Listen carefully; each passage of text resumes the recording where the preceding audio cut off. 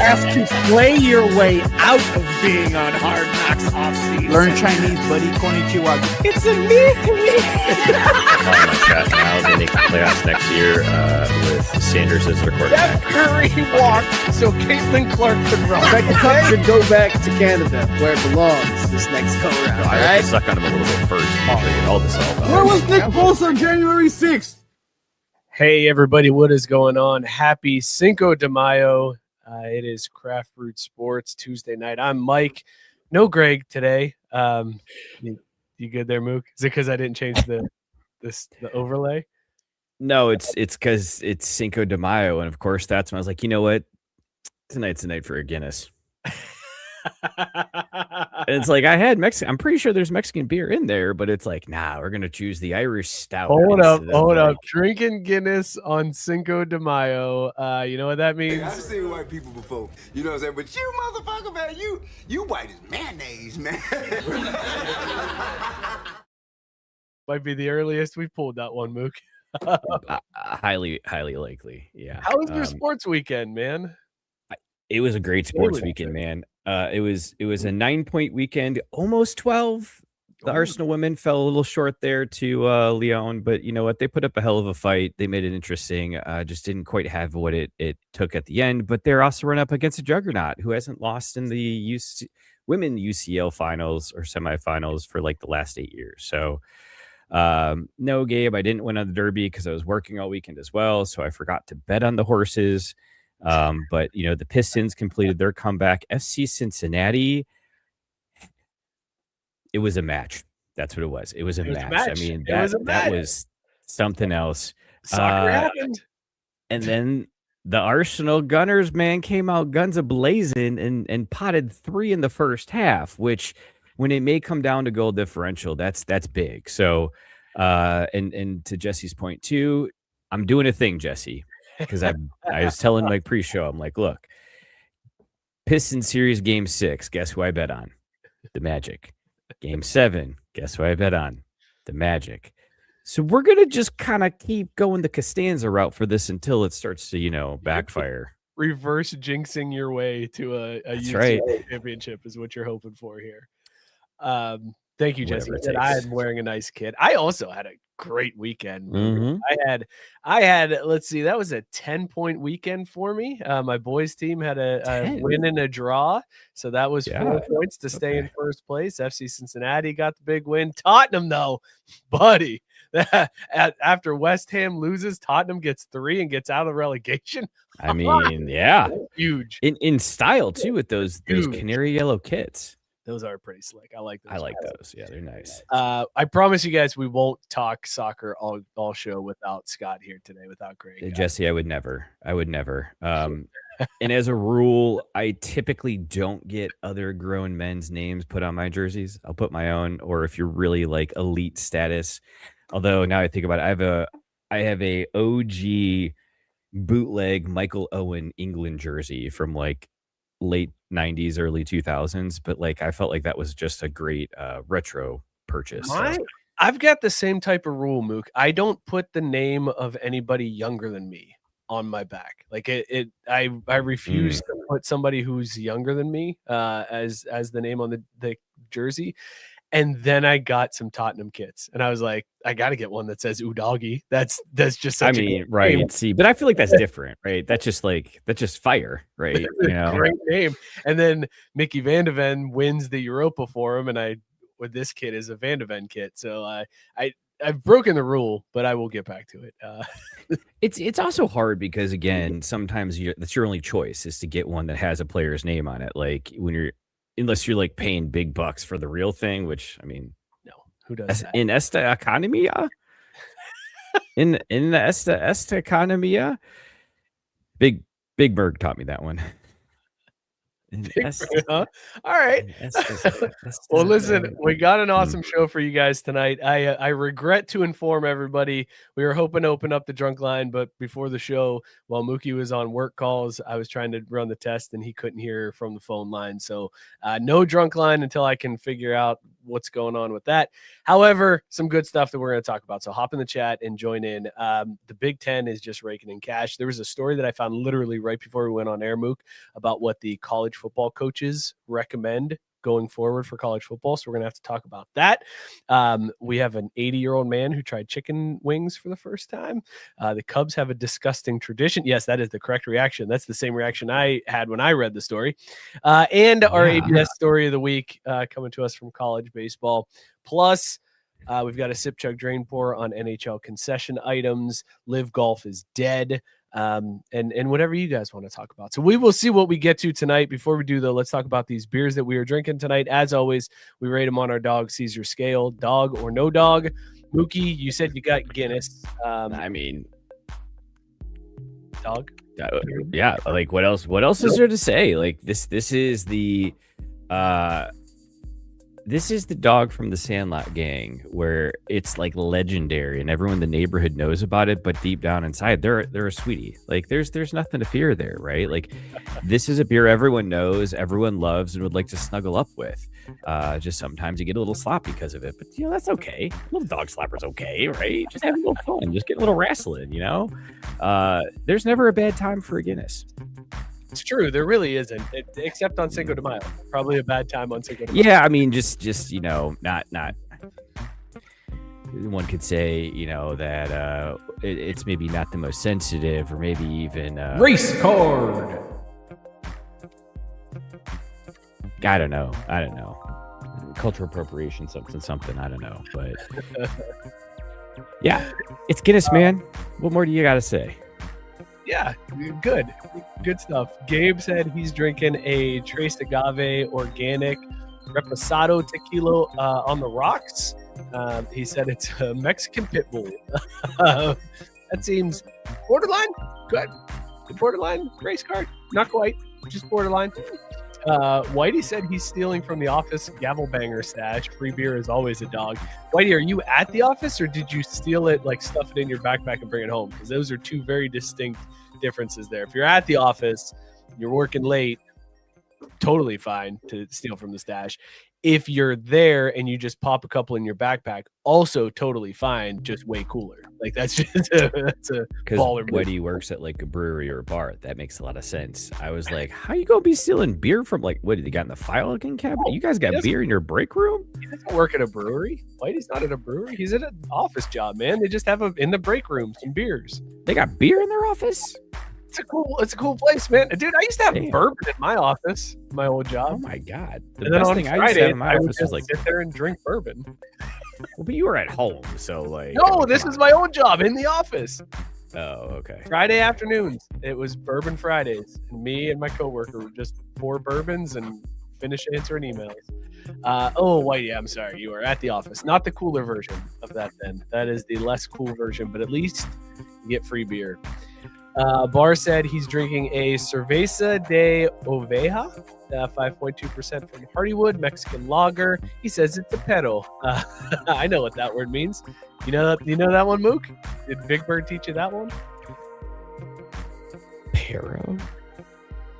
Yeah. That's fuck. What was his name? What was the taco? Did the Taco Bell dog have a name?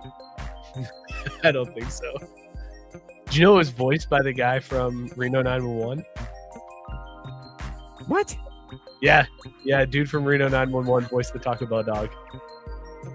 Is that like, do I IMDb that, or just I hate to do this to you. I hate to do this to you so early, but yeah, that's a fact. Carlos. I don't know how to say it. Alazaraki.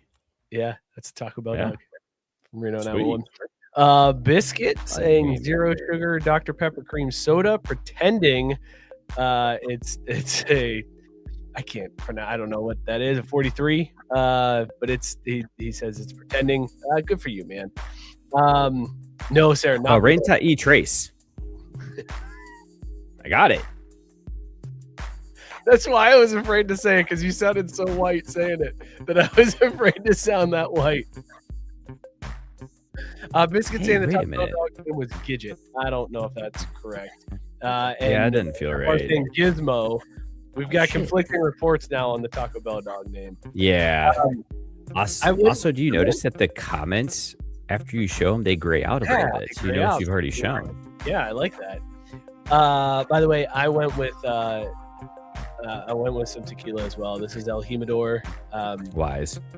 It's a dog. It's this tequila is a little iffy. Let me see. Hold on. Let me see what this batch is going to be like. Okay. Sometimes, so my wife and I have a tradition of doing a shot of tequila before we go out, like on a date night. And sometimes these shots of El Explains a lot. Jimador are like brutal, like hurt your face, like go down hard. Sometimes they're super smooth. Tonight, it's a smooth night. So this is a dog, absolute dog. Okay. Do you Kind of think dope. that is potentially because it's Mayo de Cinco? Could be just in the mood. It just fits, right? Let us know. Oh, there we go, Sarah. Creature Comforts Flash Cat Imperial IPA 8%. Sarah's getting hammered tonight. I like it. Let us know in the comments. She deserves it. Ran the big weekend. She did. As did Sarah Matt, and right? Matt Stanton, yeah, both ran the pig. Congrats to you guys. I saw the times in the Discord. It was well done. Very well done. Impressive. I can't imagine going 26.2 miles nonstop. It's a lot of hills too in Cincinnati. Yeah, dude. That's not a fun one. All right, we're gonna start this show with a little baseball. Here's the pitch. Oh, shit. So Mookie, you made the face when I gave you the headline of this story, but I'll give you some more details. So the Orioles broadcaster Jim Palmer last year on a broadcast admitted that he has never had chicken wings in his life. He said he doesn't like the skin on the chicken, and he said when he has fried chicken, he'll actually take the coating off and then just eat the chicken, which is insane. That's an insane What thing. would Cartman say? That's I mean, honestly, that's the best part of fried chicken is that's skin. So he admitted that he'd never had chicken wings, and then during the broadcast said, "Okay, listen, if the Orioles hit a grand slam home run while I'm on the call, then I'll eat chicken wings. I'll do it." Didn't happen last year at all since he said that. But this year, fast forward to this year, the Orioles have a doubleheader this past weekend, and don't hit just one, but two grand slam home runs in that doubleheader. And true to his word, Jim Palmer got some chicken wings and tried it and was like, "Yeah, this isn't. I don't like this. Actually, not bad."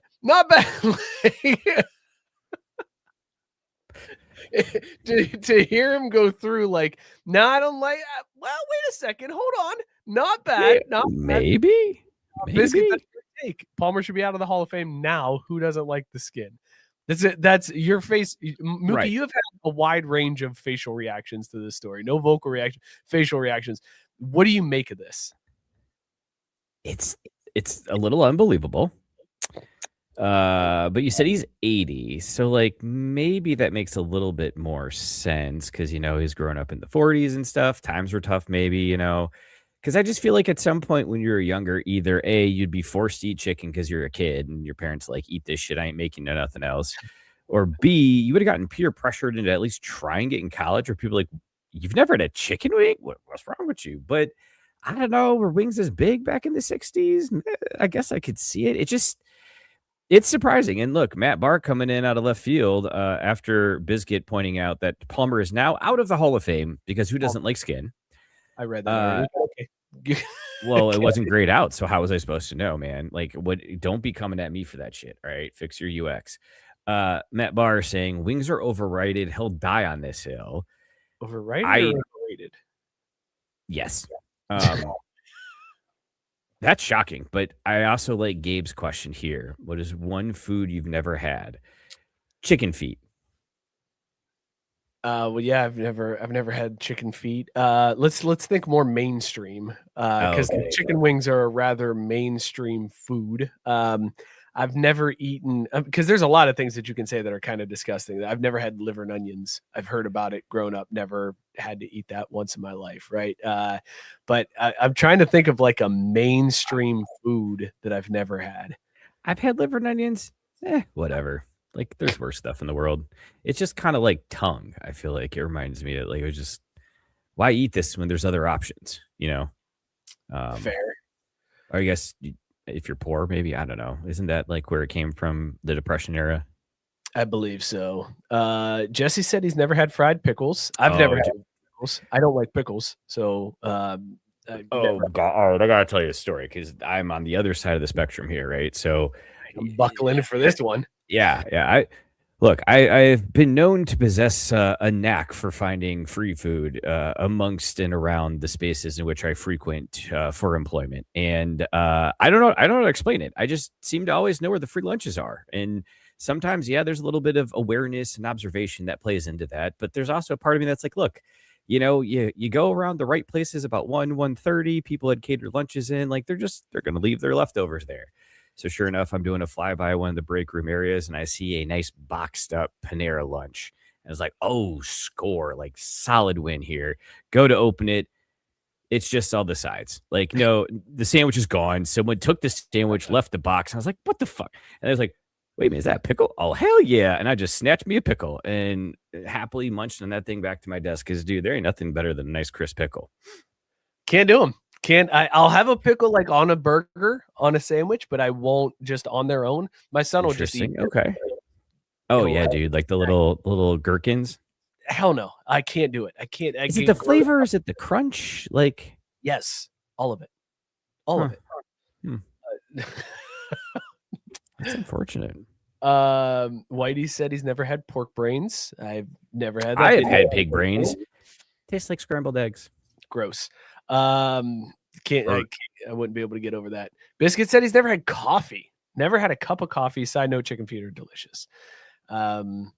Sarah also saying she's never had coffee, and she also hates pickles. Okay, wow, we are a group here, huh? For those that don't do coffee, do you just go like mainline energy drinks or yeah? How do you survive? Like legitimately, is it that like that sleep thing I always hear about? Are you doing some of that? Hold on. Jesse said high five Sarah to the also hate pickles. Biscuit said he hates pickles. Mike and I just became best friends. And Jesse said 4-way high five. Brother, you are on the outside here with these with this pickle love. It seems like more mainstream to be a pickle hater. Gabe said he's had Rocky Mountain oysters. Have you ever had that, Mook? I have not. That's a hard pass for me because I know what they are, and I just don't know that I could get over that, nor would I want to, because then I'd be eating testicles. Like, why? Why not?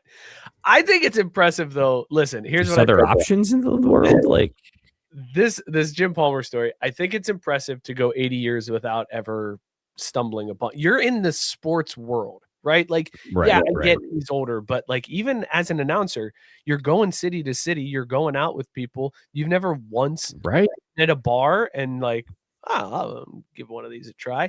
So it's amazing to go that long, 80 years without ever having a chicken wing. It's impressive, and also impressive to own up to your bet and honor it after a year. People probably would have forgotten, right? I mean, but at the same time, like that's a pretty low bar. Like, we're not talking. He didn't really have to, stretch too far for that, right? Just saying. Shit. We got Brent said, he said, I've never had poutine, and being Canadian, that's saying something. Are you sure you're Canadian? Like, have you you may have gone and voted in elections, but have you ever followed through and checked to be like, did my vote actually count? Because listen, brother, they're too nice to tell you you're not. They're just not going to actually treat you like you are. That's impressive. I thought that was required. I I thought It's poutine was disappointing. like Skyline for Cincinnatians. Like you just had to. You had to have it, and you had to defend it to all the Yes. outsiders who say it's disgusting. You have to be like, nah, fuck you just don't get it, man. I mean, there's a time and place for everything, right? Yeah. But poutine, there's every time and every place, I guess, is the difference. Like, dude, when you go to Canada, they have poutine restaurants. Like you have a burger restaurant here in America, you go there and it's like, that's the deal. Like, how do you want your poutine? Well, I'd like a salad. You want us to put lettuce on your poutine? All right, whatever you want, American, that's fine. It's phenomenal. I've never had poutine, but I have had gravy cheese fries at PRC, so I think it's close enough. I was going to say, to be fair, they're very closely related. Both amazing. Matt Barr, good point. People would have forgotten doesn't apply to baseball fans. That's a good point. Baseball fans were probably all over that as soon as that home run, as soon as that grand slam was hit. Like, oh, he's got to eat a chicken wing now. And by the way, Tank is also on the pickle suck train, but he also said white. Damn, dude. Luke, you are This is totally rough. out in your love of pickles here. I don't feel weird anymore. I always thought I was weird for not liking pickles, but I feel so much better now. You know what else I don't like that I feel very normal in not liking, and that's Malört. Have you ever had Malört, Mook? I have not. Malört is I have not. It's At least not that I remember. It's a liqueur from Chicago. It's a delicacy. It's disgusting. I have heard of it. It's absolutely disgusting. Do we have a Discord image? Is that apparently we do? Hold on, I'm slacking over here. It's going to be a lot of pickles, I think. While you look at that, I'll hit everybody up with this next story. So Malört is a absolutely horrific drink in Chicago. The first time I ever had Malört, my cousin bought a shot for me, and he was like, we'll do a couple rounds of Malört. And the waitress was like, are you sure? And he was like, yeah. And I was like, what do you get me? And he was like, don't worry about it. And then they brought over the shots, and I went to, how, like, you've never had a shot before of something, so you go to sniff it, right? To just kind of prep yourself for what you're getting into. So I go to sniff it, and the waitress puts her hand over the glass and goes, no, don't do that. I was like, oh no, what am I getting into? And it's horrific. It's really, really bad. It's a gross shot. But it's everybody in Chicago loves it. It's like the Skyline. It's Cincinnati, but the drink in Chicago. Chicagoans will defend it. Well, the Cubs have a new tradition now where they name the but wait, don't move off this yet. I got questions. Okay. All right. Go for it. What is it like? Is it like a I'm thinking it's like Boone's Farm crossed with Jaeger. You can't compare anything to Malört. It is like, but this is like better tasting gasoline, I guess would be the best way to put. Like, it's just gross. It's absolutely disgusting. There's no other flavor that you can compare it to be like, well, it's kind of like a worse version of this. It's just bad. Like, Malört is just gross. I wish I could describe it to you, Mookie. Like, think of the worst mixture you could drink, and it's worse than that. It's like sewage and a little hint of alcohol. That's what Malört is. God damn it, Gabe. I'm just very intrigued as to that. We've got a lot of people in the comments trying to help out here. So Biscuit said, have you ever drank sweat sock juice? It's kind of like that. Tank saying it's like nail polish mixed with post gym ball sweat. And Gabe just saying it's miserable. It's so true. But so why did they do it? It was a supposedly a prohibition era thing that was marketed as medicine, but it was really just something to get you hammered. And then it just became the identity of Chicago of like, this is our thing. We made this, so we're keeping it, and we're keeping it around, and we'll defend this shit. Nobody likes it, but we're gonna order it because Chicago.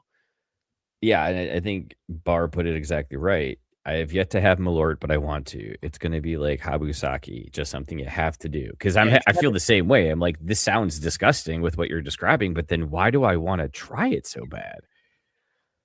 Whitey said, my sister took me to a firefighter's bar and did not tell me that they make you drink a shot of Malört on your birthday. She had the biggest shit-eating grin when she mentioned my birthday. Dude, a firefighter's bar, too, it was probably a big-ass shot. So with like a tap in the balls when you finish or something, too. These Cubs now do this thing where after the game, they pick the player of the game or the pitcher of the game, like whoever had the most impact, did the best, and make them do a shot of Malört in the clubhouse afterwards. What are we doing? Why is the best player being punished with the shot of Malört? What is happening here? This isn't a celebration thing. This isn't a great job, pat on the back. How do you do, buddy? Here's a celebration drink. No, that is reserved for the guy who went 0 for 4 and had a golden sombrero. You have to do the shot of Malört, not the guy that hit the 2-run dinger that put you ahead in the 8th inning. What are we doing, Cubbies? This is crazy. I don't, Mook. I can't get behind this. I can't get behind punishing the best player in the game. You got to save the Malört for the worst player. Yeah, that would be what. Yeah, I don't have any other explanation because it's like, yeah, that's exactly how that should be, But I don't know. But if it's working, like, how are they doing this year? Well, the NL Central in general is doing pretty well. It's pretty solid conference. Let's check. Let's do a quick Google of the standings here and see.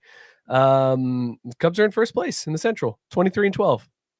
Well, okay, 2 games ahead of the Cardinals, 3 games ahead of the Reds, 4 games ahead of the Pirates. Ball don't lie. Like, that's all I can really think of to say at this point. I feel like the Reds need to spice things up now. They have to you got to chug a can of Skyline if you're the best player, like just something to combat this Malört. It's Malört malarkey is what's happening here, Mook. Hey, that is. You know what? The bar is low today, so. I didn't deserve that. I don't feel that one. I don't feel good about this either, but this is where we are today, so. Hate is delightful. It's a little weird. Veto the vinegar. Pickle-free zone. No gherkins. Stop the spear. That's pretty good. Pickle Haters Club, Unity and Aversion. I'm curious, Gabe, why was this club established in 2024? And looks like Draymond Green might be a member. Yeah, that's a little race cardy, but I'll let it slide. On the edge, but I can see him hating on pickles and being very, out front with it. Also, why is that like a NASCAR logo in the background on the window? Gabe, I am always so intrigued by your prompts.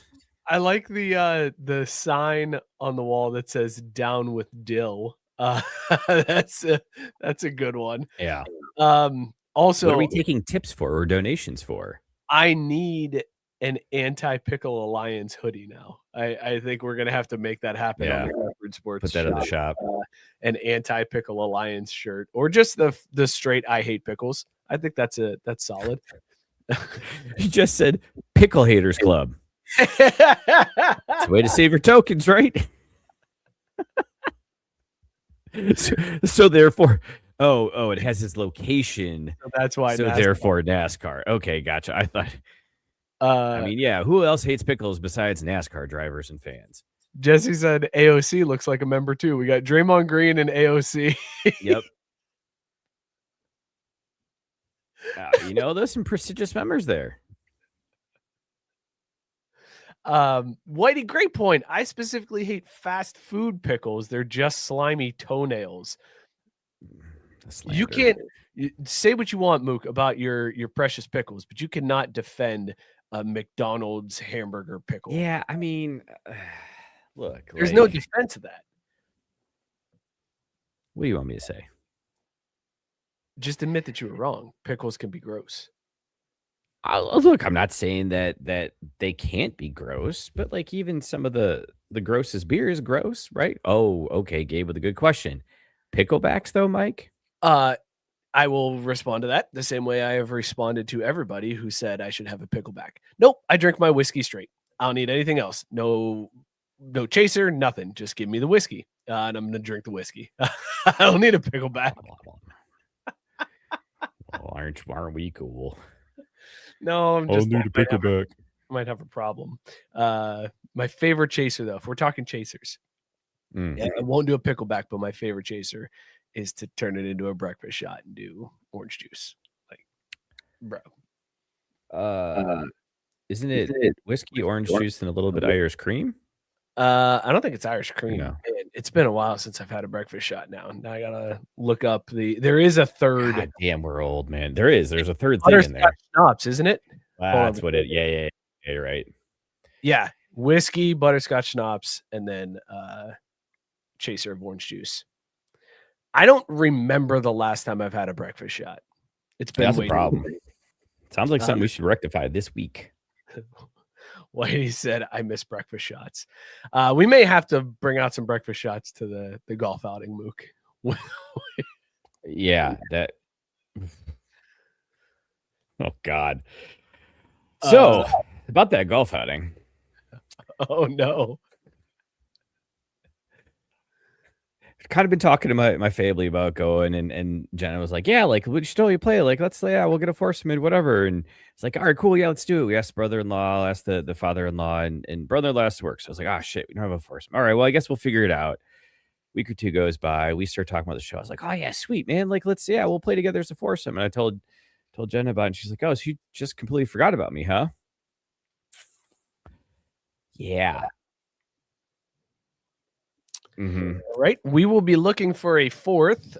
Greg, Matt Barr, and I will be looking for a fourth to play in the Craft Fruit Sports group. It gets better. We were talking about our plans for it now that we've gotten past that part. And she said, oh, yeah, you know what? I think I'm going to make a shirt. And I'm just going to put on it, my husband didn't want to play with me. So, yeah, Dan, they could probably use an outing ringer if you want to come up down, I guess. Come down here, put you up for the weekend, and try to distract my shortcomings as a partner. So, just to back up here real quick, let's just recap this. And I guess we probably should. Let's do this correctly because we are officially talking golf right now. So where the hell is the drop, Mook? Here it is. Playing a game of whack fuck here. Whack. So I send a text message to the group. Hey fellas, Mookie, about that golf outing. What if we did a show group? And you immediately respond with, that'd be awesome. Yes, I'm in. No hesitation. Matt Barr makes plans to come in from Virginia to be a part of the group with the show. I place an order for Craft Brewed Sports polo shirts for the four of us, which took several days because we were deciding on colors and sizes and things like that. Throughout all of that, you didn't realize that you had already committed to a foursome with your wife and brother-in-law and somebody else. Technically not the brother-in-law, because he's the reason that we had to bail. Because if we would have had the foursome locked up right then and there, I would have booked it. So actually, this is Chase's fault. Perfect. This worked out so well. I'm glad we talked about this. No, So I realized like halfway through all that conversation, I was like, oh shit. Is that why you weren't responding? But then you said, yeah, No. give me the yellow. Like, is that what happened? No, that wasn't what happened on that side of it. That was more of just like, oh shit, I gotta actually like look at these. So that's why I didn't respond. So I didn't forget to look at the actual pictures after I saw a little app notification. But when they started coming in, I was like, oh boy, I gotta have a conversation, or how am I gonna casually bring this up, or it's like, well, fucked. Let's find the right time to play this card. Because if I'm already in trouble, was it going to get worse? Because at the end of the day, where's she going to go?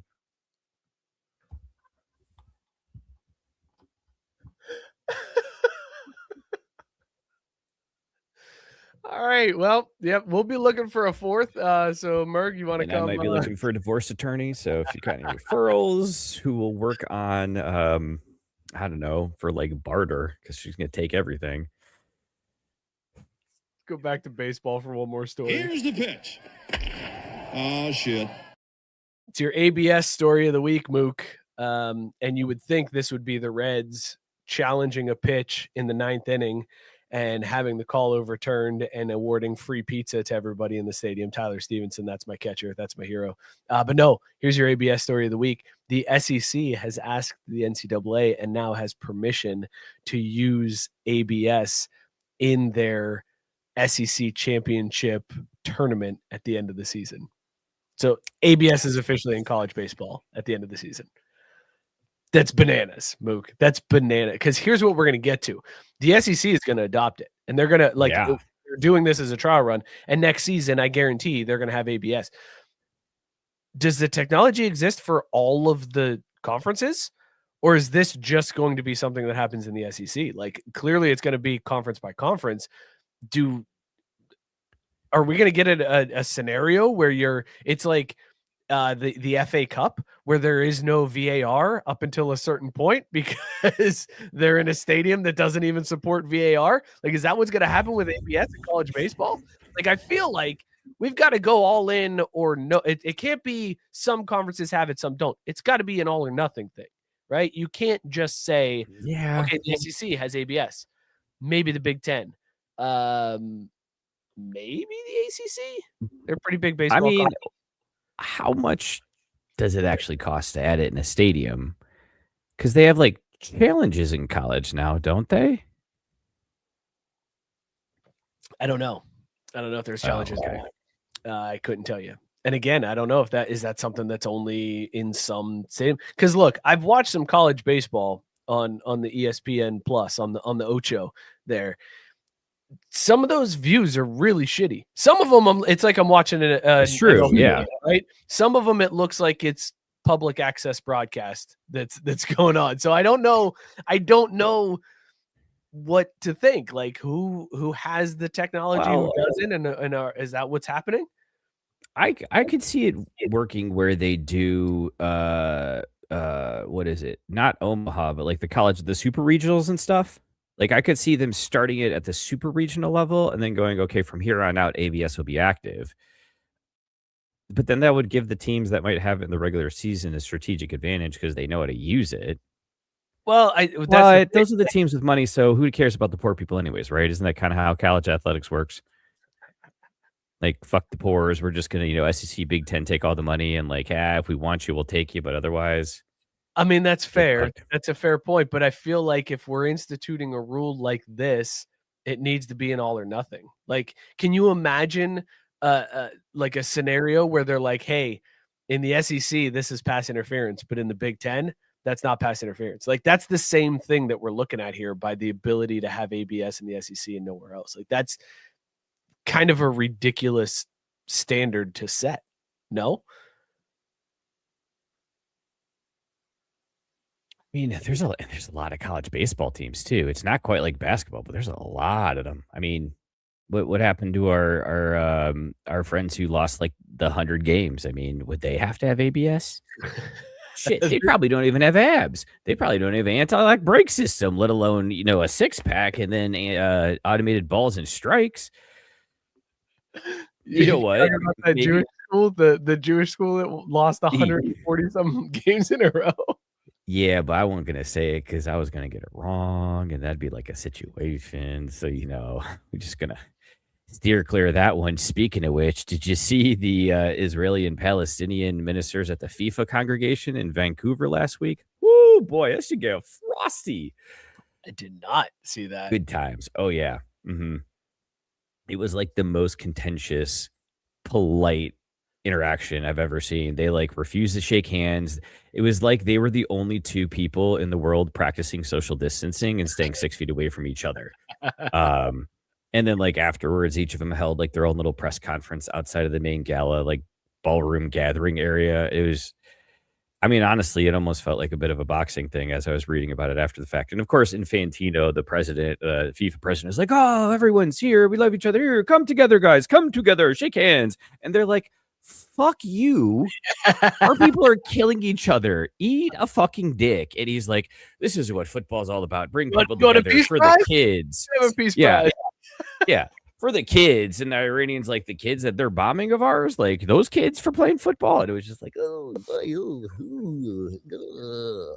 Who would have thought bringing those two together would be a problem? That's wild. Considered it.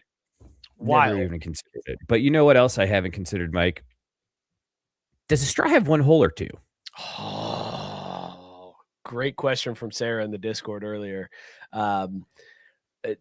Okay, so Matt Barr was very adamant in his response to this on the Discord that it's the opening, so it's the Discord, and there would be no arguments to the contrary on this one. But man, sorry, two. He said two. I apologize. I'm sorry, Matt. But if it's one continuous thing, it's imagine. If you dig a hole at the top of the earth and dig all the way through to the other side, you've only dug one hole. You didn't dig two holes, right? See, so this, I kind of lean a little way that you're leaning here with this. I realize I screwed up the poll because I think actually what it is it's got no holes at all. It's no hole. I was zero holes. No holes because it's basically one piece of material folded upon itself. It doesn't have a hole. It has an opening. Different. Right. I'm going to go grammatically different here. Yeah. Mm-hmm. So I say no holes. I did vote for I've never used a straw because I realized that probably should have been one that said zero holes, but you get what you get. What if the bottom was not cut? So it's an endless straw? It's it's a terminating straw. It's a straw that terminates. Why do you chime me in with, I have some holes that are connected? Matt Barr just had two holes. Fuck off. Everybody seems to be voting two. I'm going. I'm going to go opening. It has two openings. No holes. One hole. No. One hole. 2 openings. It's also why do I meant to give you this?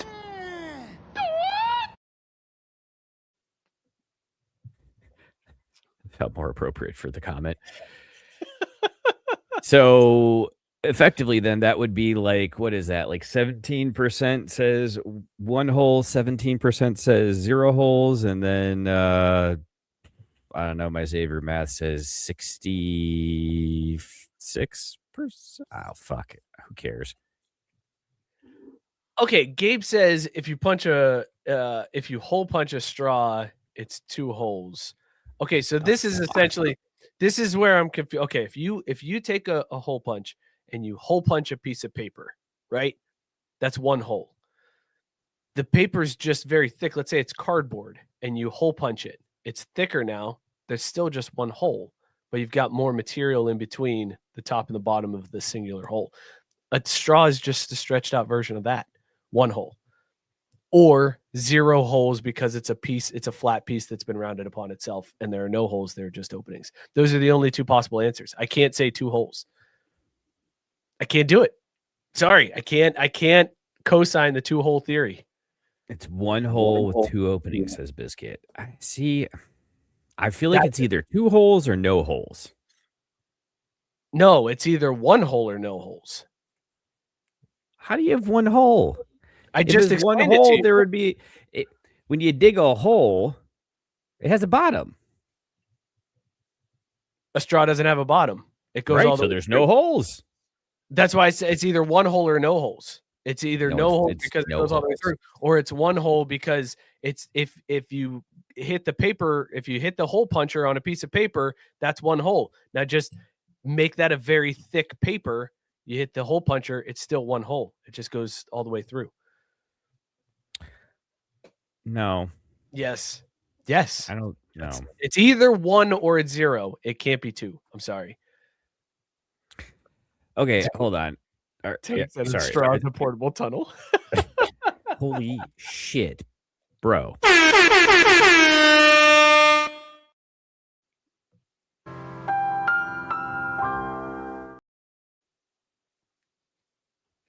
We come up with the dumbest fucking arguments, man. Like the dumbest shit. What else do you do at a bar, Mike? What do you do at a bar when you're drinking with your you're friends? right. I like this. man? I'm on board with this line of thinking. Why'd you turn off the poll? I got reasons. Oh, you got another poll coming up here? Oh boy. Thank you, Dan. Yes, I'm too high for this. That's a great stat. Bar said Mike was never bored enough as a kid to dig a hole. That's the only answer. Incorrect. I dug lots of holes, and Papa B got very pissed at me for them. So I know about digging holes. Like, don't knock me saying I don't know how to dig a hole. I've dig a hole. Did you ever dig holes as a kid? Yes, absolutely. No, I had a terrible childhood, or 3 for sure. I'm human. Seems like we're going to get a lot of 1s and 3s here, Mook. I don't know if you set that one up correctly. And were they holes, Michael? Says Matt Barr. Yes, they were. They were holes. But if I kept digging that hole all the way through the earth and came out the other side, it's still just the one hole. I didn't dig two holes. Because then it's a tunnel. It's no longer a hole if it comes out the other side. If you dig a hole into the side of the mountain but don't get through, what is that? That's horizontal. That's not vertical, though. That's the difference. There's your difference. Tunnels are horizontal. You ever drink a straw trying to go horizontal? No, your drink will spill. Absolutely. What, you never tried to experience? What do you? Okay, fine. What about a crazy straw? I love crazy straws. Right. They're the kind of best. I don't like them now. Like, my kids will get crazy straws, and then I try to clean them, and I'm like, these are disgusting. There's so much shit still inside of these. Because they're kids and they want to use them again.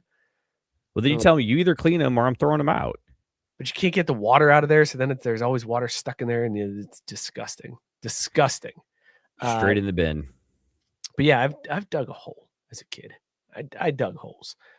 Not a tunnel, though, Mook. If you go from here and dig all the way through to China, that's just a hole. That's a really big hole, man. That's a hole to China. It becomes a tunnel. No, you can traverse it, and it goes places. Tunnel is horizontal. Hole is for storing things and hiding people. That bar says it has 2 holes. The water will flow right through, Mike. Jesse said technically it's stuck in the center of the earth, but yeah. Dan is calling this our old man rant. This isn't even an old man rant. This is just like this is like drunk in the dorm room freshman year rant, thinking you're like deep and have like insight into things, so chicks will dig you. I never thought that. Who are you kidding? Let's talk football.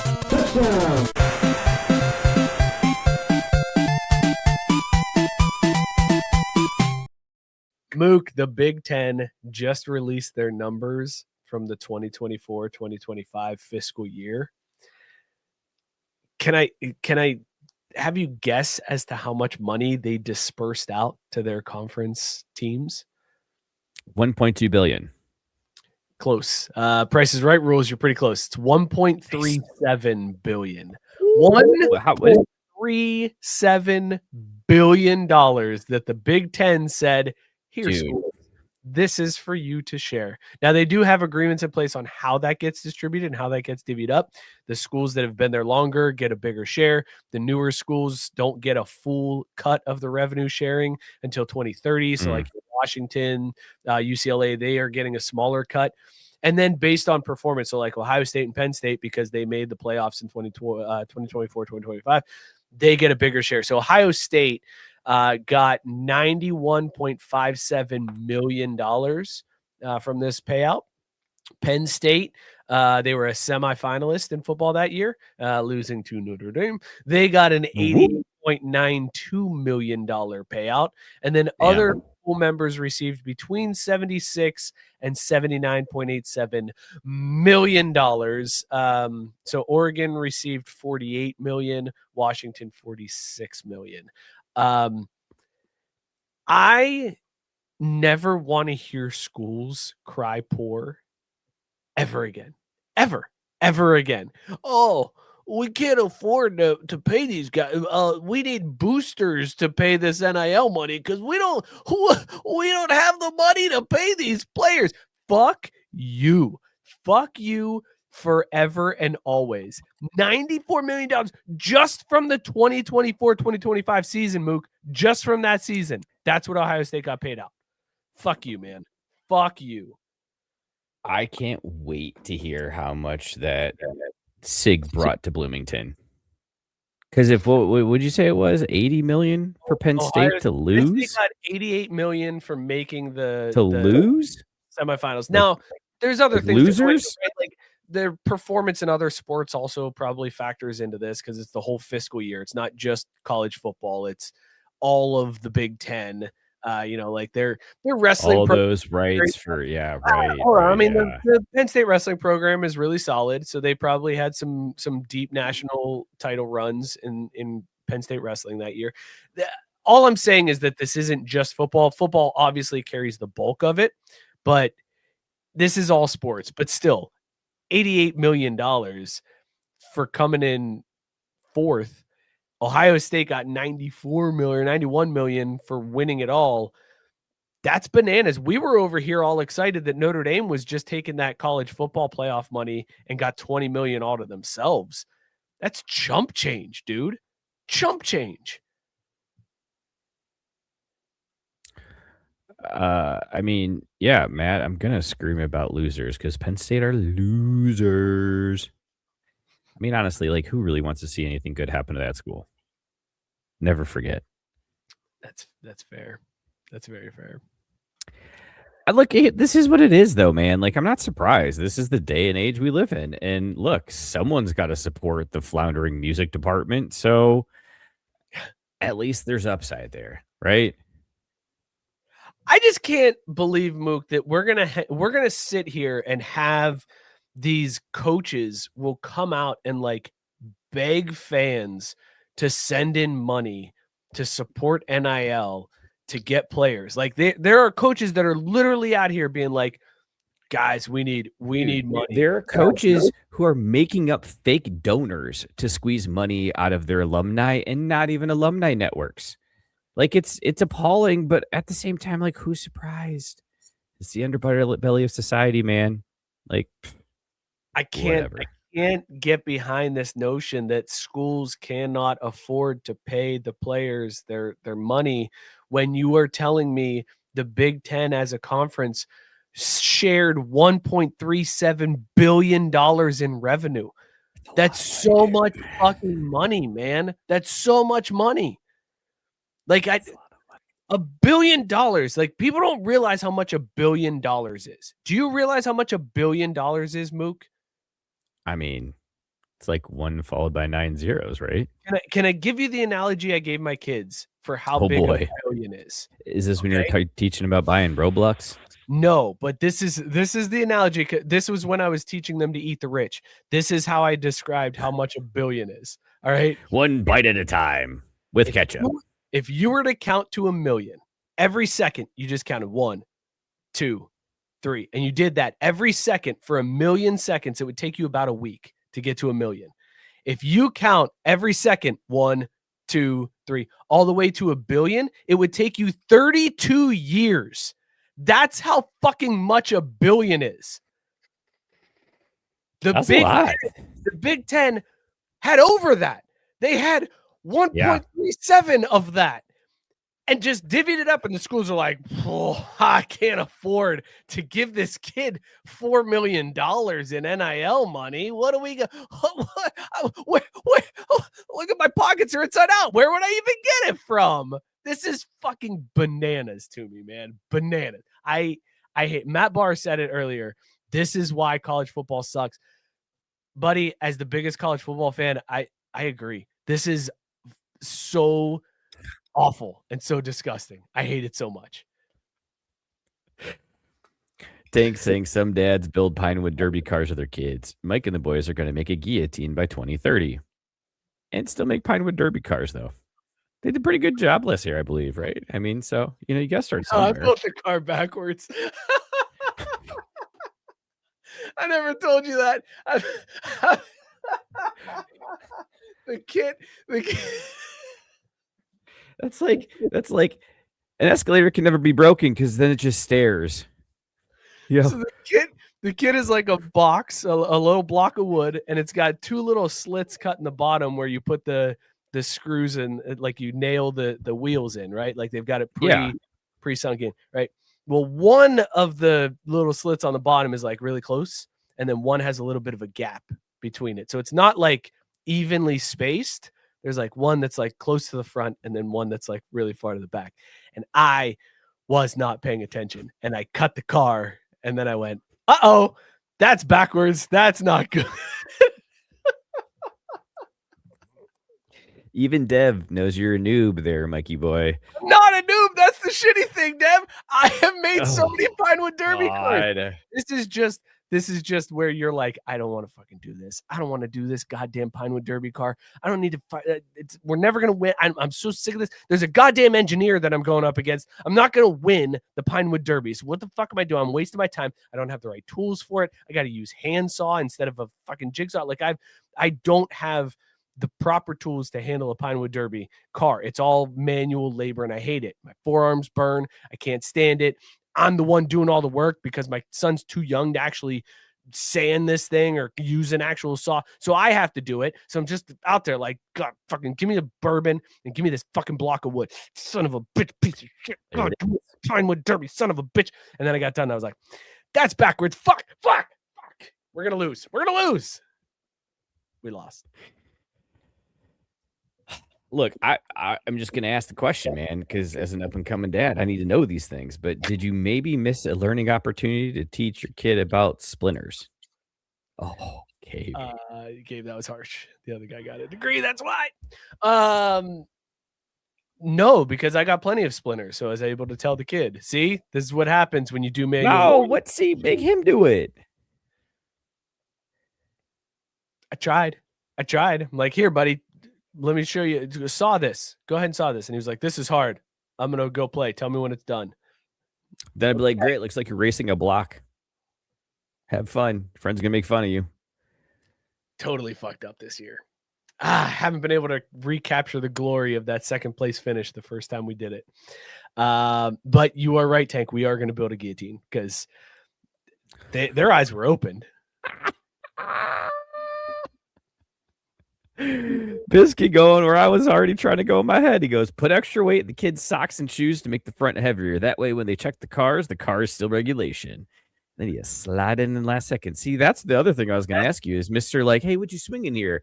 You're not pulling a fast one on that engineering dad. Because look, if there's one thing engineers can do is we get tricked real well. We're easily manipulated.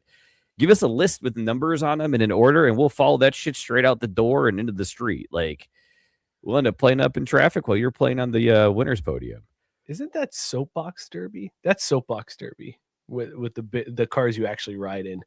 Pinewood Derby, you don't get to ride in them. It's like a little block of wood. And you put it down a track, and it goes on its own. Oh, I thought Biscuit was saying put them in the socks so that they weigh your little block car, and after they weigh it, you take it out of the socks and you stick it in the car. No. Once they weigh that car, you are not allowed to touch it again. That is back. It's back in pit row. Nobody's allowed to touch the car after it's been weighed. What if?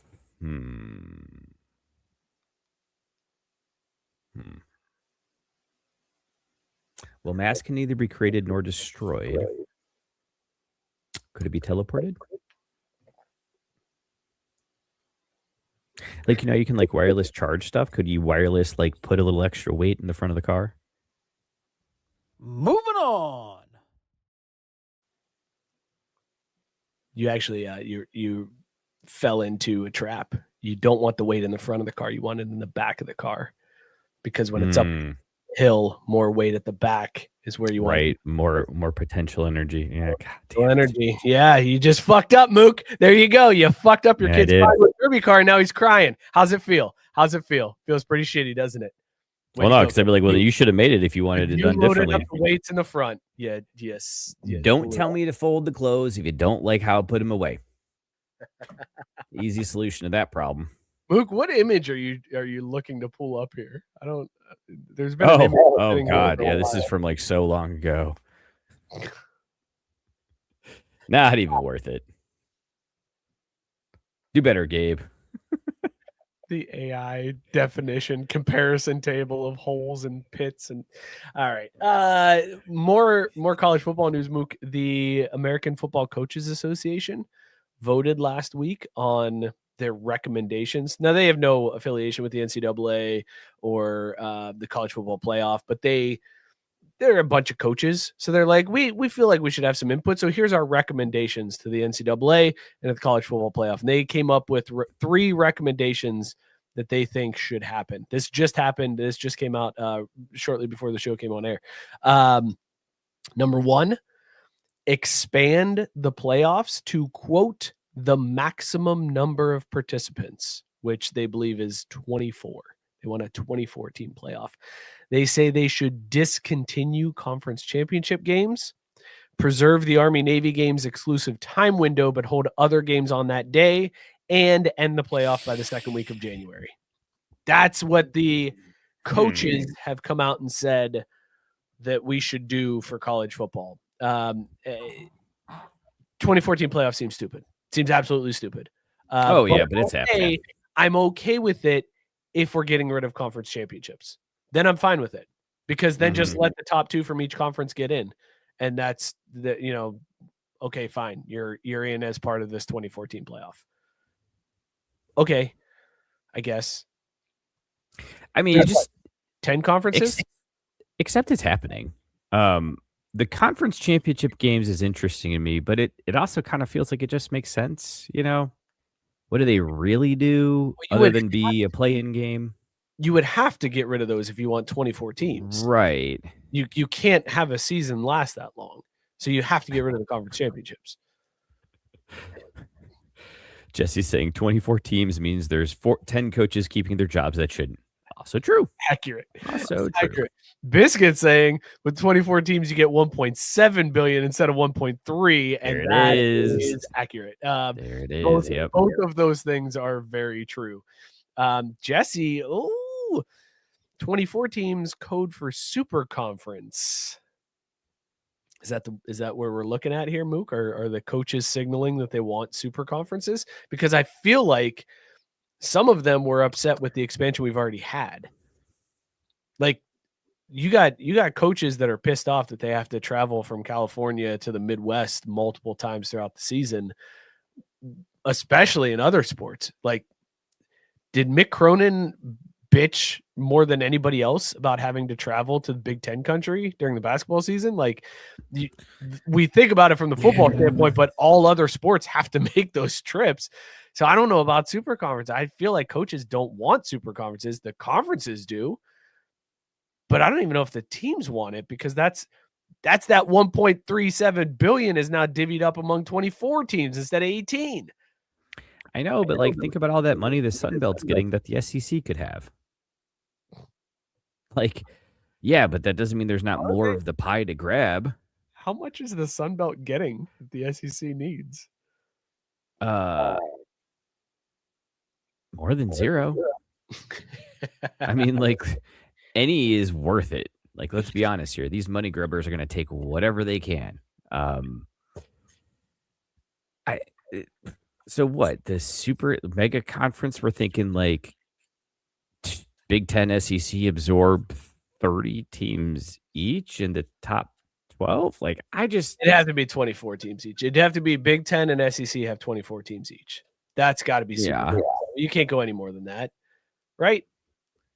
You do 24 teams, and then what you do is you split them up into 4 divisions within the conference, each one with about 6 teams, based on geography. And then everybody plays everybody in their local region and maybe a rival in one of the other regions. And then, like, at the end of it, you come up with maybe the top 2 teams, and then they play against each other to wins. That'd probably be good. Yeah.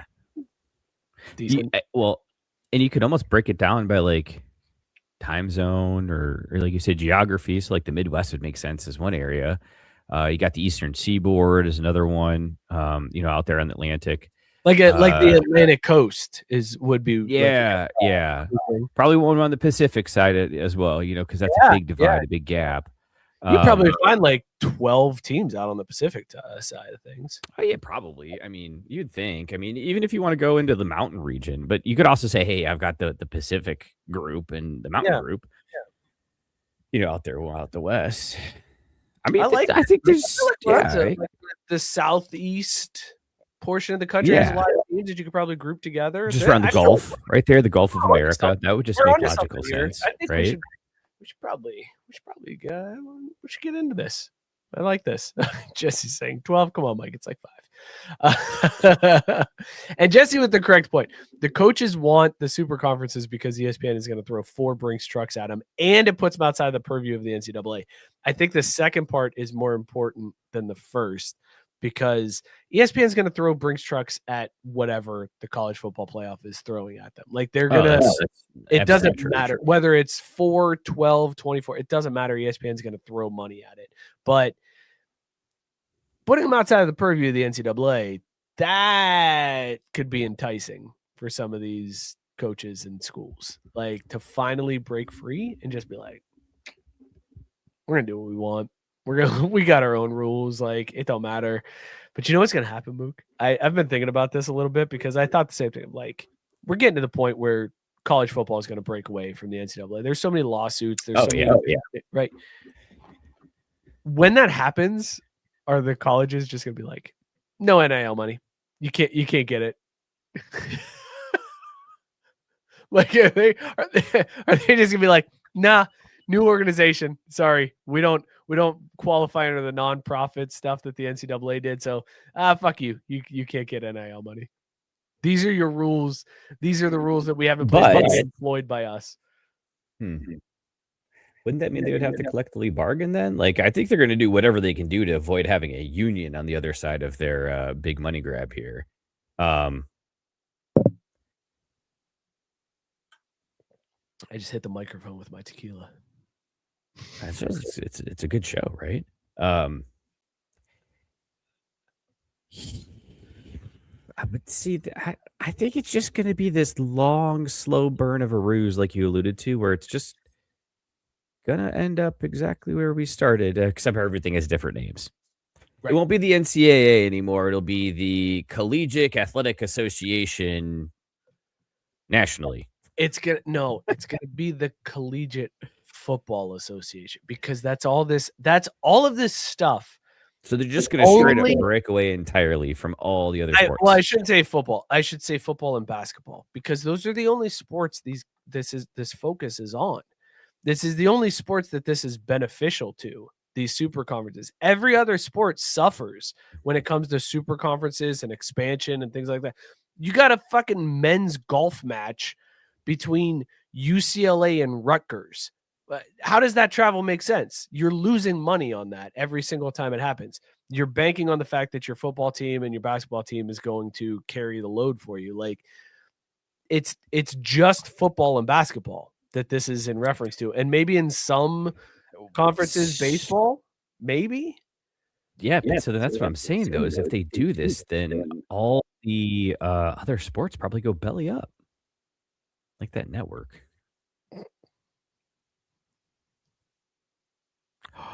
Oh, I like this, Biscuit. Biscuit said it'll be the CFL and they will sue Canada so they can call it that. I mean, do those trademarks apply across the border? Like, we may not even need to sue them. Just like, and this is ours now. Thank you. How American would that be to just take the name? Realistically, how different are these things, right? Like, yeah.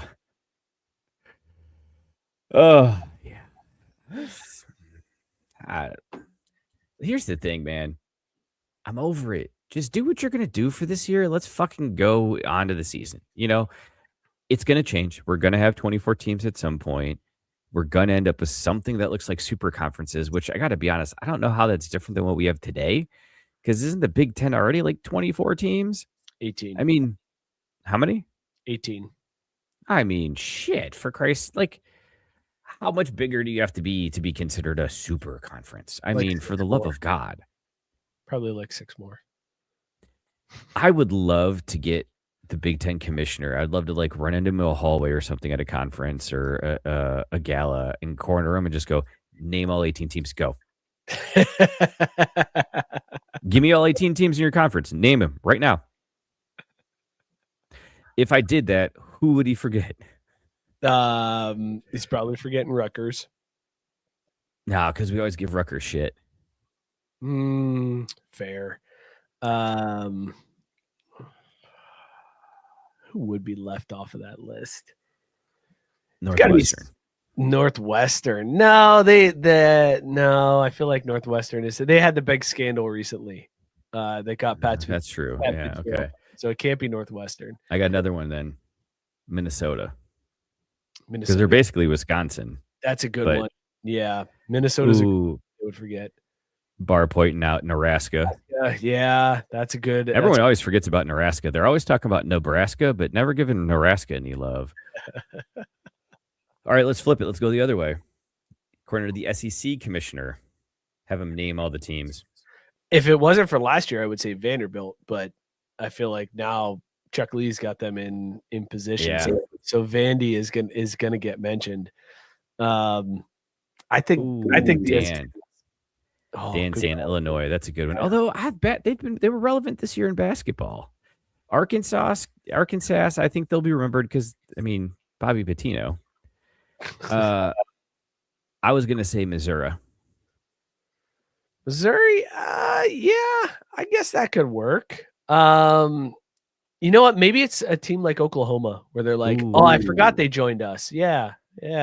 Biscuit saying Maryland. No, Maryland had the whole thing with the coach getting fired. Oh yeah, talking shit about it. Yeah. So they're safe. I've had to stop myself like 5 different times from saying schools that weren't in either one of those conferences too. This is hard. Like Miami, Louisville for sure. Would forget about Louisville. Georgia Tech. Basically the ACC is all the teams that the Big Ten and SEC forgot about. It was like, I guess we're the ones left here. So let's just, it's not that bad if we all hang out together, guys. Sure, we're still going to prom on a group date, but at least we're not going alone.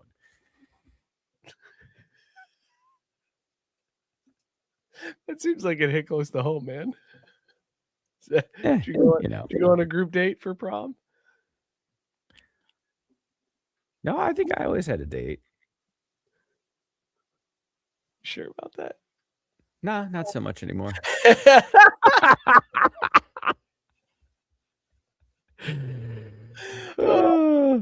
There was one year I went with 2 dates, but that's a whole other story. Oh, explain that story. How'd you manage that? Start of freshman year, everyone's kind of getting to know each other. A lot of irons in the fire kind of deal, right? And you lock it in a little bit early. And then as things progress, you're like, hey, you're cool, but your friend's also down. So like, let's all hang out. You said freshman year? I went to Jesse, this is probably more accurately what actually ended up happening on. Now I reflect on it years later that yes, I was the third wheel for purging lesbians. Look, I'm just happy I can support people and be an ally. Sarah, yeah. He forgot he asked one person and then asked someone else. Give her the rap air horn, Mook.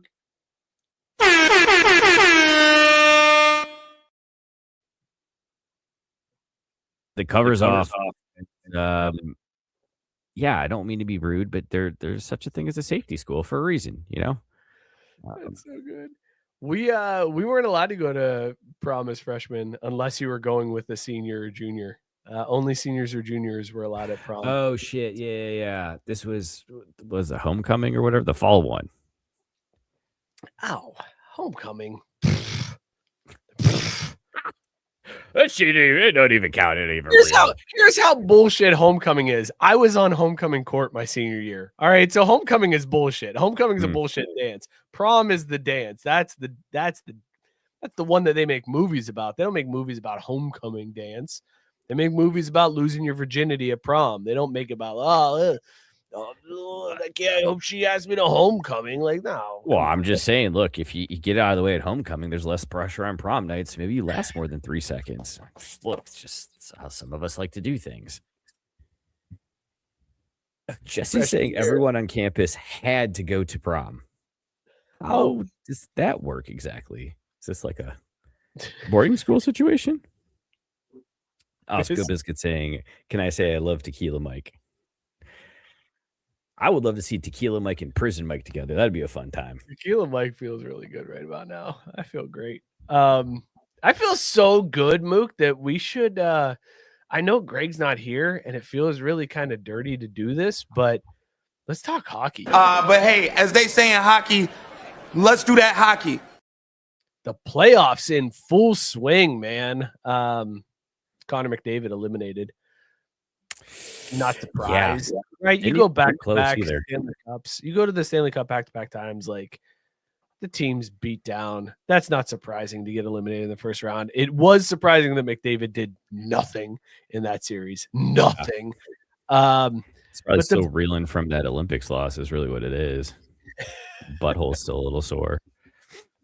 The big news, though, that came out was Carolina announced the release of the beer skate. Oh, that is sweet. And this was a giveaway that they had, or not a giveaway. I shouldn't say giveaway. This was a concession that you can purchase. So you could buy the beer and then you can put the beer in the beer skate, and it's sold out pretty quickly. Now it's going secondary market for, couple $100. People are selling their beer skates. The Carolina Hurricanes came out and said we were shocked at the response to this. Like, we knew people would like it. We knew people would like it, but we didn't think it would sell out in a day, because that's what it did. It was one day and they were gone. All of the beer skates were gone. So I got to ask, Mook, these weren't the only beer vessels that have been unveiled this year. So I got a Sip Chug Drainpour. Oh boy. I got Sip Chug Drainpour for you. So beer skate is your first option. Okay. Second option, we're going to go to Buffalo and the Sabre. Oh, yeah. I've seen this one. Yes. Of course, they're giving Buffalo fans a weapon.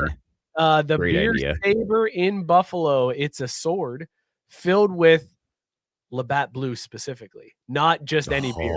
It's filled with Labatt Blue. Yes. And it's the best part about this is you can take the plastic sword part off and just have the handle, and it fits a 12-ounce can. So then you can just put a can in there. So this is, you could drink from a Sabre, or you could have like a little can knife that you're just. Is this what happens when we have AI? We get things like this? You This get is things. brilliant. So beer skate, beer Sabre, or Utah this year, the Mammoth also released the Musk mug. And that is, or the Tusk mug, excuse me. And it's a woolly mammoth tusk in mug form. Funny enough, every tweet and image I saw about this, it was filled with soda and not with beer. That might be a legal thing, marketing, whatnot. I feel like that's a Mormon thing. That was right. Yeah, I forgot about that little detail. That was just Utah on brand. So the Tusk mug Looks like it's been soaking. It does look like it's been soaking. The Tusk mug, the Buffalo Sabre, the beer Sabre, or the Carolina Hurricanes beer skate. Mookie, sip, drain pour. I mean, this is pretty easy. You're pour draining the Mormon mug. Like, it's like cool. It's a horn. Like, you couldn't do better. They've got the shit. What do they call it? The Mammoth Zamboni or whatever. They've got that, and you hit us with this weak ass attempt at a mug. I'll chug the Hurricanes beer skate. I think it's really cool. I like it. It also looks like it holds a lot of booze, but it's really hard to beat the beer Sabre because it's convertible, which gives it alternate usages outside of just the long sword full of beer. Because now you can take it with you in places where you don't necessarily have draft beer on hand and it's still functional. Again, no surprise it's coming out of Buffalo because, they got their drink game on lock, but it seems like this is just the right answer, as Sarah says. Sip the Sabres, chug the skate, and Drainpour the sober option. I just looked it up. The beer Sabre holds 20 ounces of beer. The beer skate holds 28 ounces of beer. Oh, yeah. Mm-hmm. But can you put a can in it? You cannot. You cannot convert it. Does it come filled with Labatt? It does not. It comes filled with your beer of choice. So I guess you could choose Labatt. Skates were $19 empty or $12 plus the cost of the beer if you had them filled. So $50. So there were people that could just buy they were just spending $19 to just buy the skate. It's kind of whack. At that point, it's like, why not buy the beer because you get $7 free of value? Right. Yeah, $7 off your beer, basically. Yeah. Off your 28 ounces of beer. I'm gonna sip the Sabre, mainly because the Buffalo Sabres are a good story this year. Good for them, man. They really are. We might see them in the Eastern Conference Finals. That's crazy. The Red Wings still can't make the damn playoffs. Well, So happy for them. Things suck, and the Red Wings are one of those. That's true. But I would sip the Sabre, I would chug the beer skate, and I would Drainpour the Tusk mug because it's just so uncreative. Lacks innovation, I like that. No, I like the thought. I feel like the execution wasn't good. That felt like the Tusk mug felt like that was the first idea thrown out, and somebody was like, "Yes, we're going perfect." We didn't workshop it at all. We just went with, we were like, yep, you said, because woolly mammoths have Tusk. Yes, that's what we're going with. Because if you look at the mug in general, like, what's with the little heel on it? Why does it have a heel? So that you can stand up? You can set it up. Yeah, exactly. But then it's a Tusk. Then it's a Tusk with a growth. With a decorative thing. Here's the reality. They probably had a bunch of these left over from all the failed attempts they had at making the Mammoth Zamboni. And you know what? I know how we'll save a little scratch on this. We'll convert all the wasted stuff and turn them into Tusk mugs. People will love it. I'm not. Oh, shit. Biscuit saying my movie theater is going to sell a He-Man sword that'll hold 44 ounces. Whoa. Sign me up. Whoa. I saw it. The one thing I wondered is your beer's going to get warm at the bottom of that. Why? 44 ounces is a lot of volume. Buddy, we used to play Edward 40 hands in school where you would have 2 40s. That's 80 ounces. True. 44 is not a lot of volume. That's a good point. Yeah. That's less especially at a sporting event. This is at a movie theater, but fair point. He-Man's a movie. I saw the preview for it. I went to see Michael with the kids. Took the kids to see Michael. Who? No, fuck you, Gabe. I'm not sharing that one. Share it. It. This is the benefit of being producer. Gabe didn't even put it in the chat. This is like a one-off that you guys have that's not even in the chat. So you are responding to something. No, it's in there. Oh, no, it's in the Discord. Sorry. Look, we got to hold something back, man. Y'all ain't hitting up the Patreon, so we got to give you some reason to join the Discord. So no, we don't have a Patreon.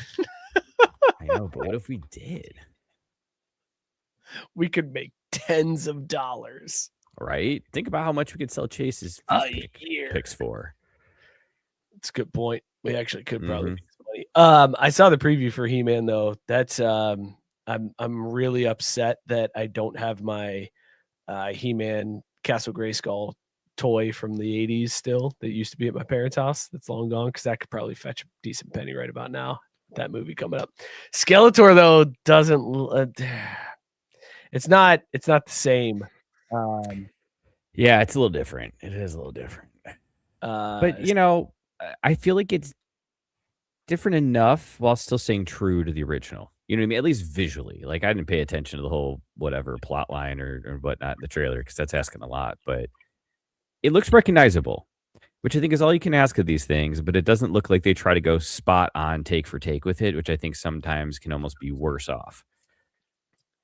Buddy, if we're gonna get a He-Man movie and I don't get Skeletor doing like this thing and then what the fuck are we doing? What the fuck are we doing? Look, you don't know you're not going to get it. He-Man. Like, do you really think they'd put that in the trailer? Because then everyone can just clip it and make their memes without having to buy a ticket. You got it. No, you got to put that in the trailer. If that's in the movie, that's got to be in the trailer just because people will be like, what other memes are they going to do? Are they going to do the Skeletor until we meet again? And then he runs away. Like, come on, we got to get all the He-Man memes going.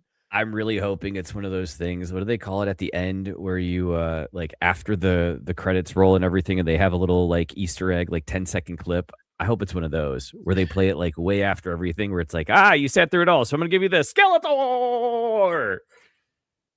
How'd I do? That's pretty good. All right. Take it. I don't know why he said his own name there. Skeletor. But I like it. I like it. Is that not what you do when you finish?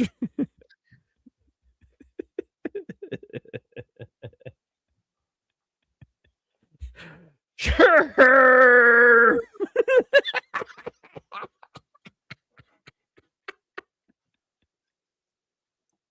Or is it maybe a little bit more like 1, 2, 3, 4.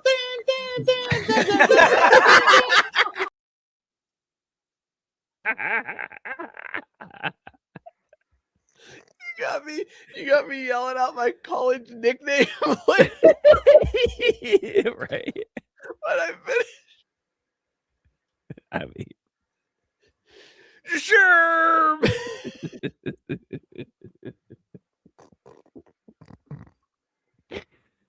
Oh man, that might be the worst thing possible to say as you start to come. Just sure, like this. I can't think of a worse thing to say at that moment. Oops.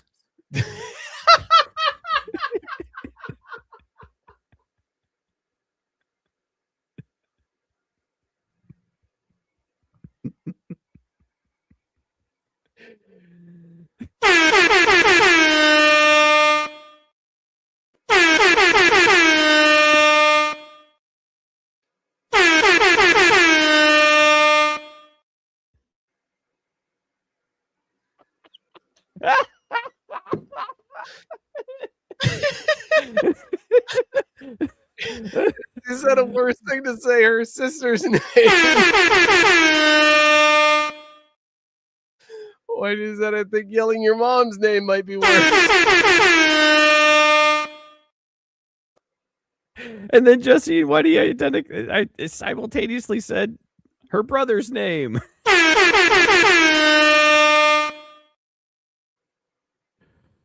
Oh my God. What else?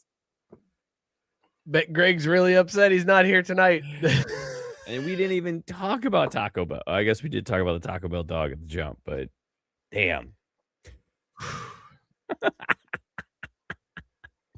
Okay, flip it and reverse it since Sarah's still listening. What's the worst thing she could say?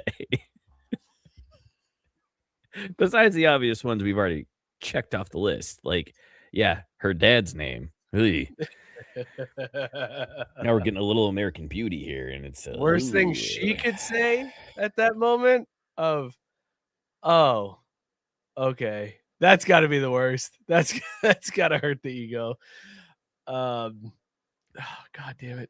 Let's what are we gonna do with ourselves? We're gonna go ahead and we're gonna talk some basketball. Boom shakalaka! Mook, your boys made it through. Detroit made it I through. know. Can I tell you how upset I was at how everything shook out? Sarah said, I need to add apples to the grocery list.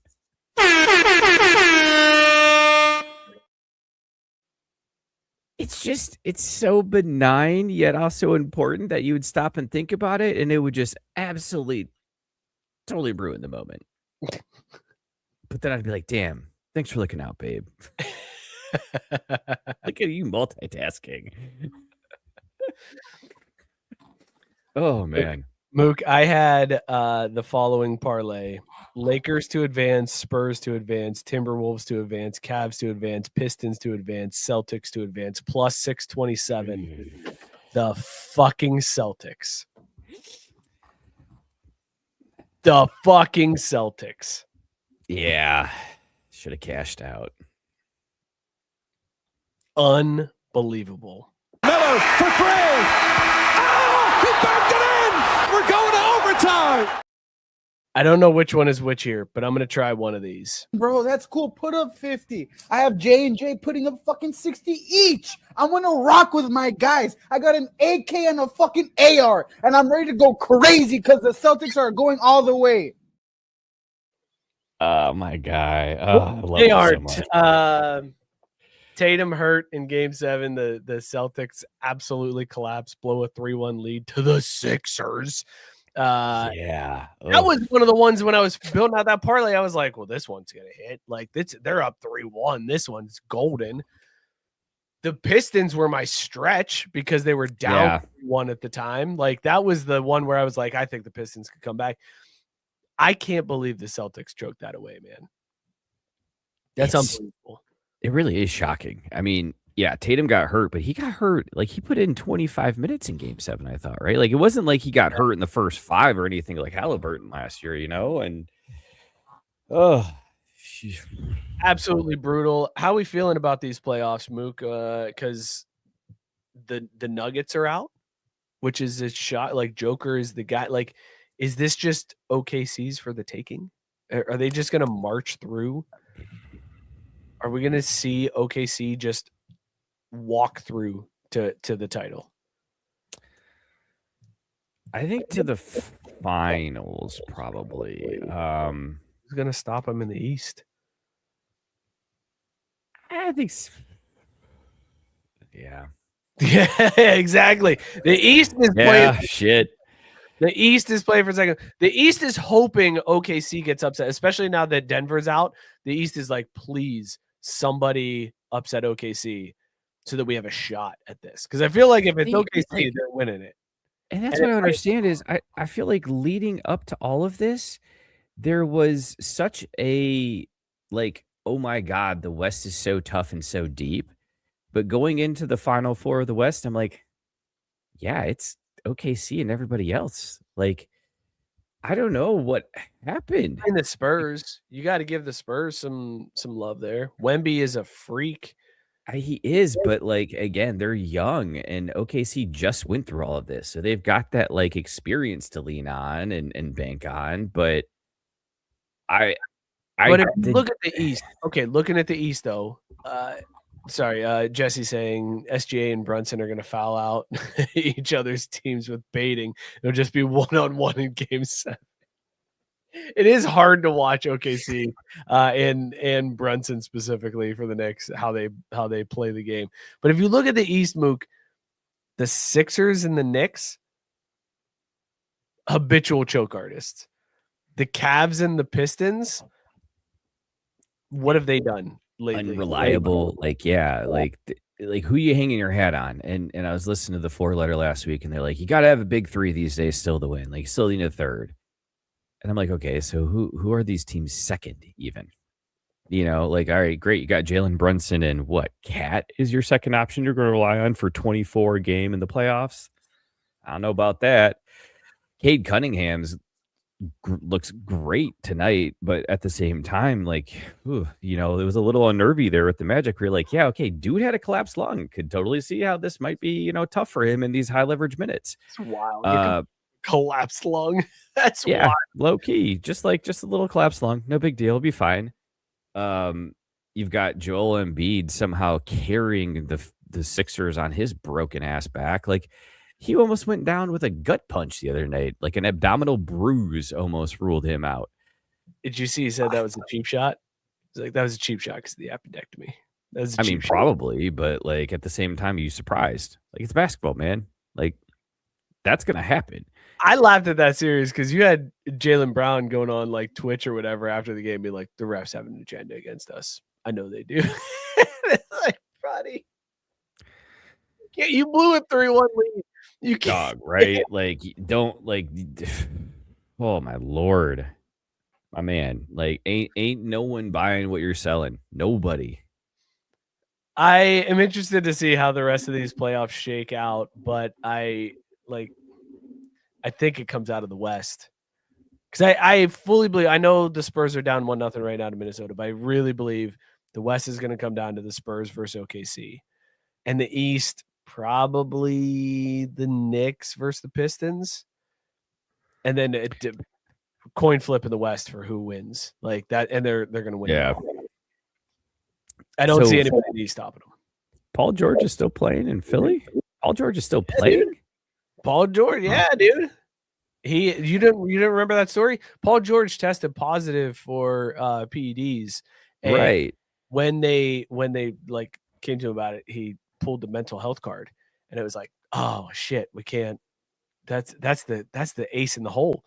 You can do anything you want in sports as long as you say like mental health, and they're like, fuck, all right, I got us. We'll get good, I guess. So why isn't that going to work for Brandon Sorsby? It might. He might be able to just pull that card and just be like, guys, mental health. I'm in rehab. Check Gambling addict. Just figured it out after. Give me another shot. Give me another shot. You get a supplemental draft. Yes, it is, Matt Barr. San Diego State is still the Big 12 champ. CBS CFB is mental health. I like it. I like it. Matt needs to make his own super conference. He's too good, man. I need cheat codes. I need Game Shark. Game Genie. Was it? Yeah, I mean, aren't they the same thing? No. Is that like totally different things? Or is that like Dream Cube or whatever? You know, the knockoff generic version. Let's talk golf. Playing a game of whack fuck here. Whack. For the second time tonight. LIV is dead, bro. LIV is dead, Mook. The Saudis are pulling their funding at the end of this year. At least they let him finish the year, you know? Yeah. Big hearts, those Saudis that are letting them finish it out. One could call them humanitarians. I love the golfers. Like DeChambeau is out here being like, listen, I got a contract. Thank you. Bar got it. Man, I said got Gamecast. GameCube and Dreamcast. I just went the other way with it. Dreamcube sounds so much better than Gamecast. I mean, come on. Also, Jesse, let's talk about these sliders because I could use a hint or two.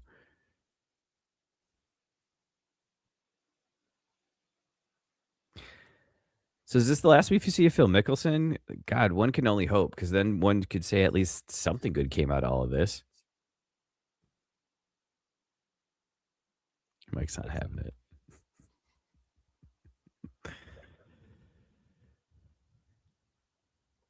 How did these guys get back on tour, Mook? The door was open for them, and they said, no, we're not leaving. We're staying with LIV. We ride or die with LIV. And then the Saudis were like, we're done. And now they're like, fuck. How do we get back? So what's the PGA Tour do? Because they had made a big show when they let what's his face back in. And they were like, okay, you got these things that you have to do. Not Bryson. Yeah, the other Scheffler. one. No, not Scheffler. Scheffler never went to LIV. Rob. No, Rom's still in LIV too. God damn it. The dude that hates Bryson DeChambeau. Rory. No, God, fucking damn it. You are no help to me at all. Are you surprised? Brooks, thank you, Gabe. Brooks Koepka. When Brooks came back, they had like the whole thing of like, oh, you got to pay this money, and then there's this, and then we'll let you back in. But they were like, this is an expiring offer, and most of the guys in LIV were like, nope, we're not going to take it. Do they let him back?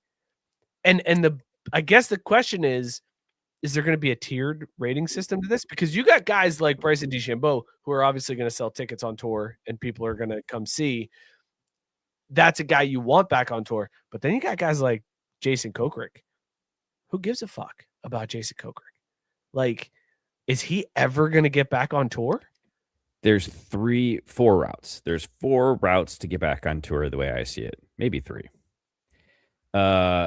Cornflower Tour / Q School. Are they the same thing, basically? Corn Ferry Tour? Ah, that one. There you go. Corn Ferry Tour. The Corn Ferry Tour / Q School. Okay. European Tour, where you got to do a season on Full Swing. Oh, so you want these guys on Full Swing. I don't hate that. None of this 4 or 5 episode bullshit. Like, I need a good 8 to 10, 12 episode run here. You're the minimum. featured golfers on Full Swing. Yeah. I like that. I like the idea of them having to do Full Swing at Q School. They shoot Full Swing at Q School because Q School is like a couple weeks, right? Like, it's not just a quick, 4 round tournament. I prefer the idea of Corn Ferry Tour for some of these guys. But then for sure, because then they'll get the money. But on the other side of that, I feel bad for the dudes that are on the Corn Ferry that are on the cusp and would just be pushed back and have to wait for these professionals to get back in. Okay, right? but you make what you do is you add in an extra qualifier, right? So Corn Ferry, Cornflower, whatever the fuck it is, they get what, 8 cards a year or something like that. Something like that. You up that to like 12, and you create a lane for like these guys trying to return, or maybe make it 10. I don't know, but you give 2 extra slots. So you're not taking away from the other guys, but you still give it an opportunity to the guys who aren't coming from LIV that they could bump one of the LIV guys out and still get the slot, right? So you're almost helping them out in a way, but you're making the LIV guys also earn their way back in. You'd be like, look, you ain't gonna have this handed to you. If you're really that good, Bryson, prove it. Show it. Should be that hard then, right? It's you versus the course. I feel like Bryson, once LIV is done, he is going to just pivot to his YouTube channel and just play like the Masters and all of the major tournaments. He's not going to play. He's just going to bank on the sponsor exceptions. Yeah, he's going to go back to like the TikToks of trying to hit a hole-in-one over his house. And he's not going to worry about playing tournaments. And because he went to LIV. When he went to LIV, he said, I only care about the majors. I don't care about the weekly tournaments. Like I only care about the majors. So as long as he's got the exceptions to get in, he's just going to play the majors and not worry about everything else. But does he stay that marketable if he plays 5 times a year? Yes, because he'll be on YouTube. He'll have his own. He's got his own social media presence. He's going to be golden. Oh, Jesse. Yeah, he'll be a Will King contributor. God damn it. All right. Well, fuck that. Son of a bitch. Let's talk about these beers that we were drinking tonight. As always, we rate them on Caesar scale, dog or no dog. Mookie, what were you drinking on this Cinco de Mayo? Dog or no dog? The pride of your homeland. I was having a Guinness Drought. Absolutely delicious. Absolute dog. Makes me feel comfortable, warm, and safe. Guinness Drought. Drought? Not a draft, a Guinness Drought. I was drinking El Jimador tequila. It was good. You see this redness on my face? It was good. Based on the comments, we might need to bring Tequila Mike back more often. Tequila Mike is here to party. Woo! This is the show. Was it dog? Oh, Sarah's beer was flash. Okay, confused. This is a show. This is a show, Mook. Both of us you had a little bit of a rougher day than I did, but we both had kind of rough days today. I think we turned around on the show. That's right. This was very cathartic for me. I don't know about for you. Absolutely. This was good. I like this. Pivot. I miss Greg. Probably Greg next week too. The music muted. You say it. Oh, I was gonna say maybe we just get Greg to call in on the drunk line. If he's hustling back, or maybe he gets that smoke break. I can just get it to work. Thank you for putting the pressure on me to get it to work. Now it was already pressure enough this week, and it didn't come through. I apologize, everybody, about the drunk line. I'm trying to make that work, and we'll get there. I promise I will get there. Thank you guys for tuning in. I'm flipping. We're closing out Mookie dancing. Nobody needs to see that.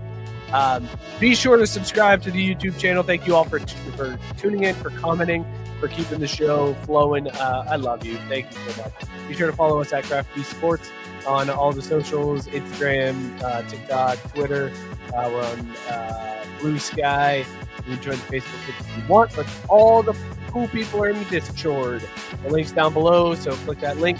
Mookie's bot will auto-verify you. We'll get you in. You'll be able to hang out in the comment section on the live the show between the show. It's just a fun group chat. So go hit that up. We will see you all next week. Cheers, everybody. Something snow bunnies. You'll never walk alone. Hook 'em.